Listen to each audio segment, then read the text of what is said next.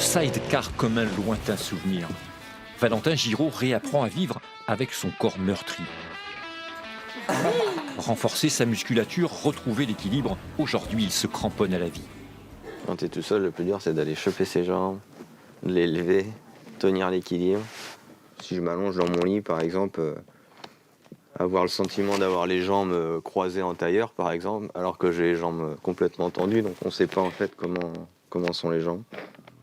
Il y a 2 mois, cet as du guidon perd l'usage de ses membres inférieurs.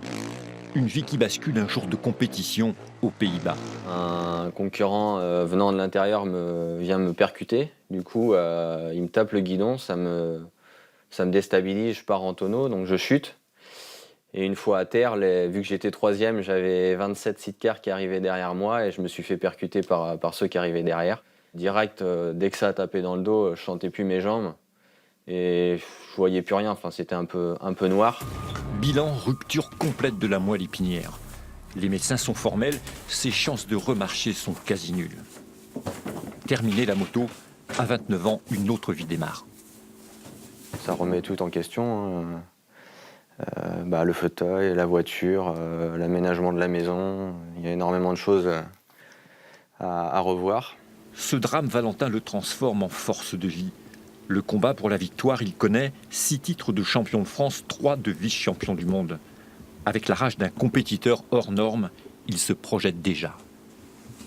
J'ai envie d'essayer le karting, le buggy. Je sais qu'au Paris-Dakar, il y a une catégorie buggy où en étant paraplégique, avec un aménagement, on peut participer. Donc pourquoi pas ça.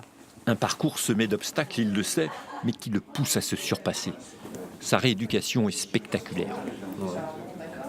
Chaque jour, c'est, on va dire, un peu plus stable, même si c'est encore un peu château-branlant, mais chaque jour, c'est un peu plus de stabilité. Allez, tu penses à bien monter tes fesses derrière ? Voilà, super. Ça évolue très bien. C'est quelqu'un qui est très demandeur, qui est très dynamique. Donc il faut plutôt le freiner parce qu'on est quand même juste à 2 mois, hein. C'est pas vieux. Un autre changement comme une renaissance attend Valentin.